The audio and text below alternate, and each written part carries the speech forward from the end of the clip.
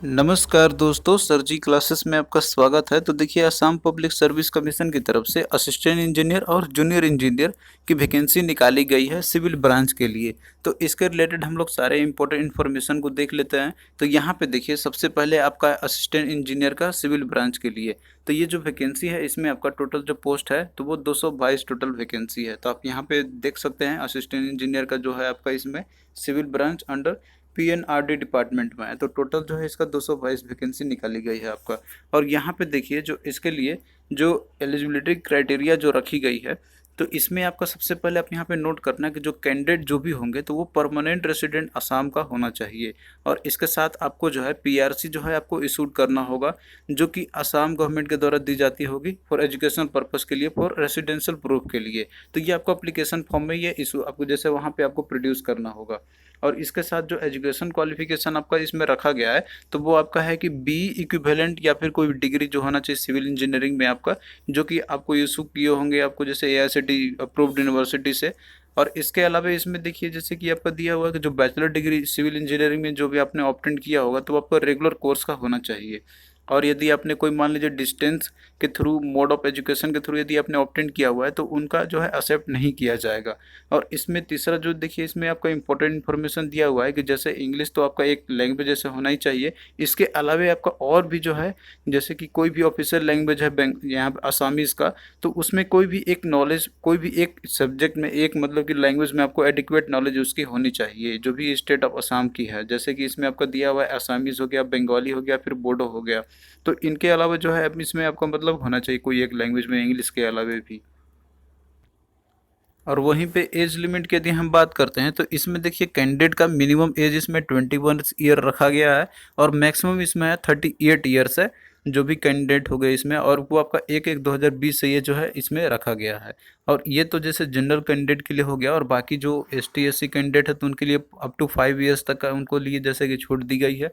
और बाकी OBC candidate जो है तो उनके लिए 3 ईयर्स का इसमें रखा गया है आपका। और ये आपका जैसे कि असम के जो स्टूडेंट होंगे तो उनके लिए ही ये होगा।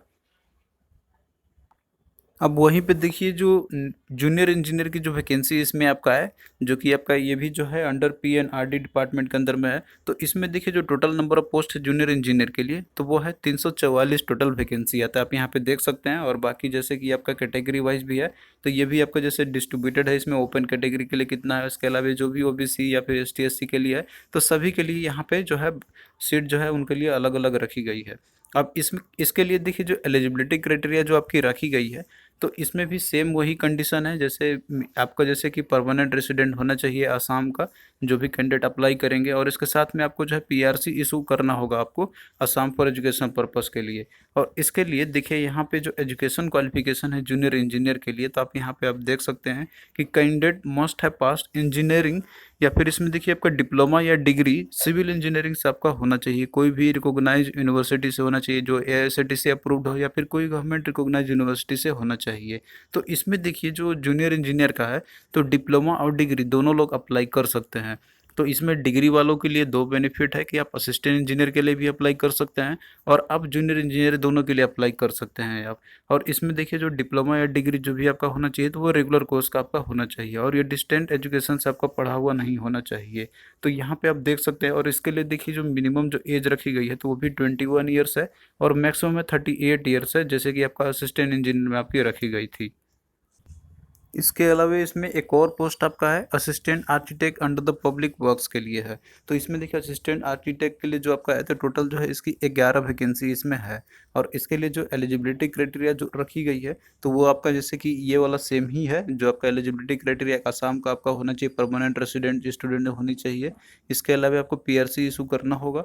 और एजुकेशन क्वालिफिकेशन की हम बात करते हैं इसमें, तो इसमें देखिए आपसे मांगा गया है बैचलर डिग्री इन आर्किटेक्चर आपका होना चाहिए फ्रॉम इंडियन और फॉरेन यूनिवर्सिटी से आपका होना चाहिए। और इसके अलावा जो है कैंडिडेट को जो है रजिस्टर करना होगा काउंसिल ऑफ आर्किटेक्चर इंडिया में। इसके अलावा इंग्लिश लैंग्वेज के साथ साथ जो है आपका और एक और जो भी स्टेट का कोई एक ऑफिशियल लैंग्वेज होगा, तो उसमें आपको प्रोफिशिएंसी होना चाहिए।